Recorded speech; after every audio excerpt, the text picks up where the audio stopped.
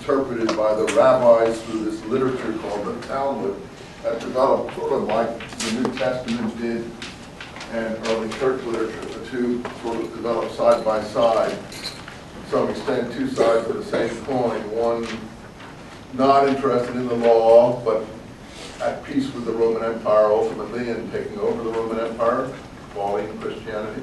Comes out of what we call Phariseeism. And Phariseeism, like it or not, is the fall, for instance, is the source of that Christianity which we took over the Roman Empire, developed into Rabbinic Judaism. And Paul calls himself a Pharisee of the Pharisees. And so we have Pauline Christianity, which is the Christianity we know. There's also sectarian Christian groups that are not Pauline, that consider Paul the Antichrist. But these were buried in the Roman Empire around the 300s and haven't functioned much in our modern world until we found the Dead Sea Scrolls, which seem to have a lot of anti-Pauline tendencies in them. And the Gnostic Nag Hammadi materials also have a lot of anti-Pauline tendencies in them. So we found a lot of ancient documents that begin now to change our view of the history of these things.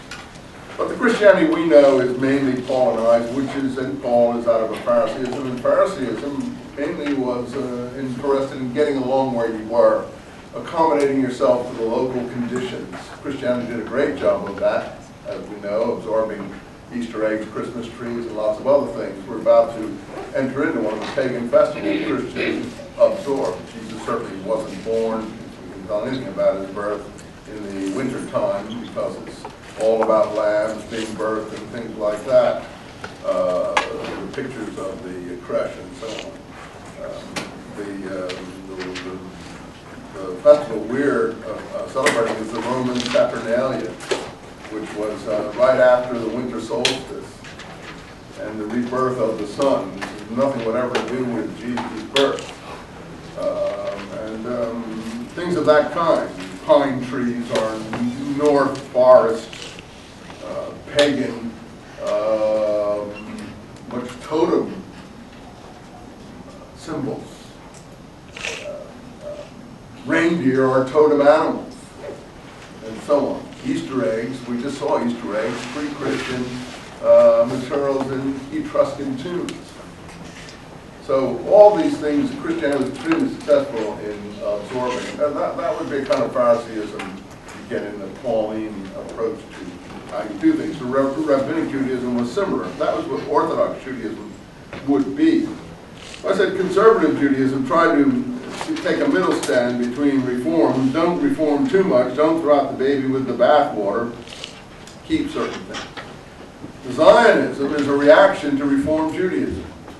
Because where the reformers in the 19th century were saying, look, we've got to give up temples, we've got to be German citizens, we've got to be French citizens, we've got to be American citizens, we've got to be English citizens, we've got to live wherever we are and be like Frenchmen, Germans, and so on.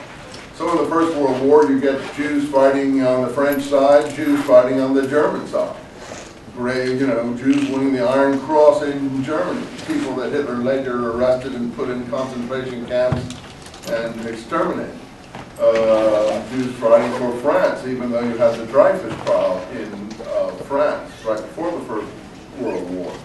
So Jews had already decided they were going to live wherever they want, wherever they should. And then the Zionists came along in the early 20th, late 19th, early 20th century, before the Second World War, even before the First World War, they started talking like this, seeing the tremendous anti-Semitism in Europe that you're also seeing on the rise again, said, well, we're not going to be able to live in Europe, whatever happens, because of the various situations that we find ourselves. The only hope is that we have a sovereign country, that we can live in a sovereign country. So actually, what the Reform Jews threw out in making a temple, the Zionist Jews put back in.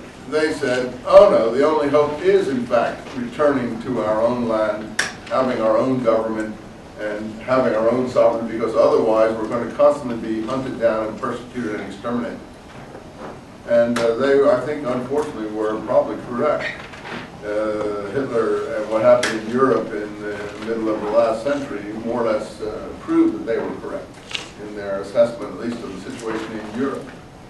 So what the world is wrestling with in the present situation is the outcome of that assessment. So that idea about Zionism is going to permeate this book, because you see the Orthodox Jews too in this book are against Zionism. They want to live where they are. Danny's father is a total anti-Zionist. You think that we have Jews who are all the same, but we don't. They're all, someone said, well, you got 3 Jews in a room, you got 4 different opinions. It isn't as if they're a unified whole, and this idea of the protocols of the elders of Zion, that there's a plot to take